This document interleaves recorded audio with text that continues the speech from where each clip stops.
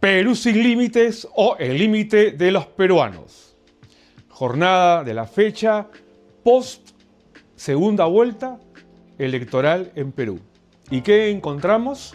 Que los 27 y pico millones de peruanos que son la población electoral están divididos entre tres. Un tercio desentendido de la política, 9 millones de peruanos aproximadamente, o que no votaron porque no quieren saber nada con la partidocracia, no confían, o simplemente porque prefieren quedarse en casa, o porque viven en un lugar lejano del lugar de votación y es más barato pagar la multa. Pero 9 millones más le dijeron sí a uno de los contendientes y otros 9 millones al otro. Partidos, a medias. Qué curioso. Esto tiene explicaciones. A ver, 18 millones de peruanos sí fueron a votar.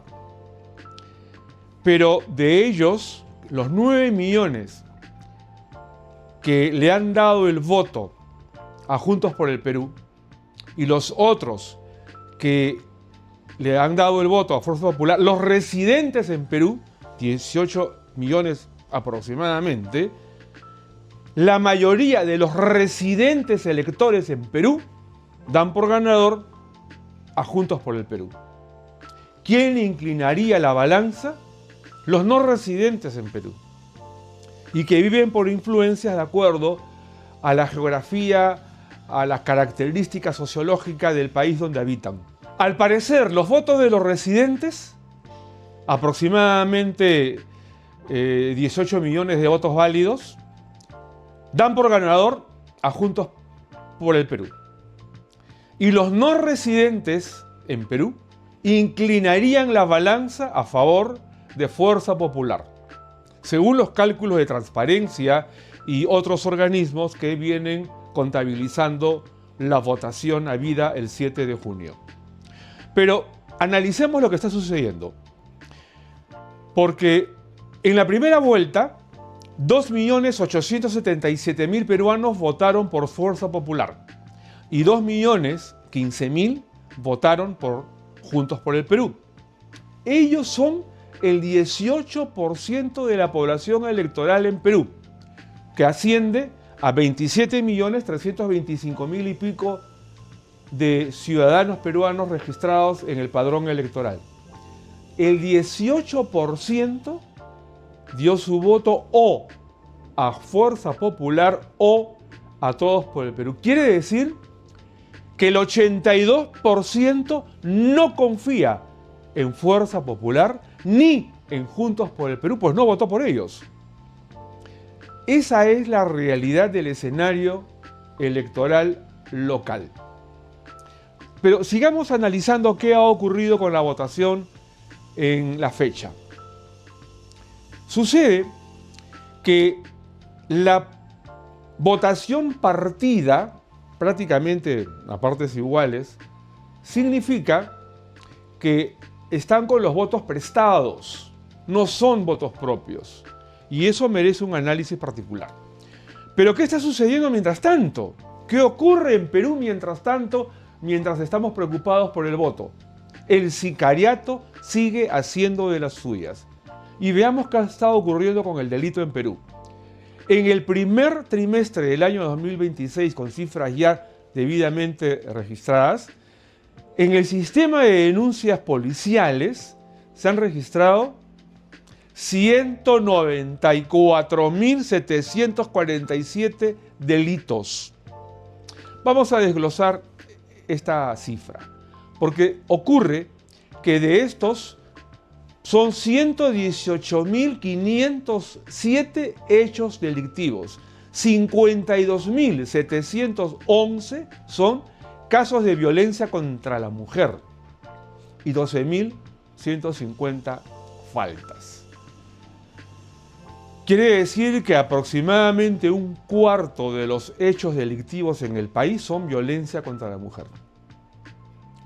Increíble. Robos, 13.000 aproximadamente. Hurtos, 38.900 aproximadamente, casi 39.000. ¿Cuál es la diferencia entre robos y hurtos? Robos son con violencia y hurtos son los escaperos, los que por descuido le arranchan el celular a alguien. Esa es la diferencia. Extorsiones, se han registrado más de 3.800 denuncias. Violencia sexual, más de 4.500 denuncias. Y secuestros, 287 denuncias. Tengamos particular cuidado con los secuestros, sobre todo es a mujeres jóvenes. Características: mujeres jóvenes de pelo largo. ¿Por qué? Porque es más fácil amaniatarlas, jalarlas. Señoritas, traten de salir a la calle con el pelo recogido como medida de seguridad ante semejante circunstancia. ¿Y por qué prefieren mujeres jóvenes? Porque los secuestradores generalmente llevan a las mujeres jóvenes secuestradas a prostituirlas. Y estamos hablando de una cifra terrible, porque estamos hablando de 287 denuncias de secuestros y los no denunciados. Todo indica que las cifras delictivas no reflejan el total de la realidad nacional y que aproximadamente hay un tercio de las cifras sí denunciadas que son las no denunciadas. Y la mayoría son violencia contra la mujer, son secuestros y hurtos en la vía pública. Hay otro detalle que se tiene que tener en cuenta, que no hay cifras actualizadas de delitos informáticos y se sabe que los bancos sobre todo y muchas empresas en Perú son atacadas miles de veces diarias y son cifras oficiales de organismos privados.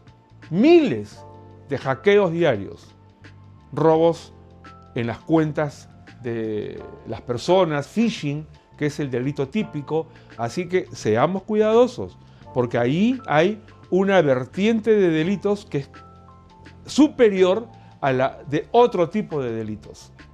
Y mientras tanto, mientras estamos distraídos en el tema electoral, el dólar fluctúa y ya sabemos que lo que ocurrió en los últimos días, alrededor del 7 de junio, no es otra cosa que un mensaje de los banqueros y sus socios del mercado financiero para asustar a la ciudadanía. Es una burda maniobra que se repite cada 5 años cuando el elegido no es del club de los elegantes de los banqueros y de los elegantes de los socios de la zona financiera de los distritos sureños de Lima. Cosas de Perú. Pero en medio de esa realidad, sigamos viendo cuáles son nuestros límites existenciales, porque si algo perjudica la sociedad peruana, es en muchos casos el desborde de límites, la ausencia de límites y la deconstrucción institucional del país. Necesitamos fortalecer las instituciones peruanas. Necesitamos fortalecer al Estado, al gobierno, pero con gente proba. Y necesitamos también fortalecer a los gremios privados, pero con empresarios que crean en su país y que no sean corruptores de los malos funcionarios del Estado, porque esa es una realidad que también es necesario señalar. Mucho por corregir en Perú. ¡Vamos, Perú!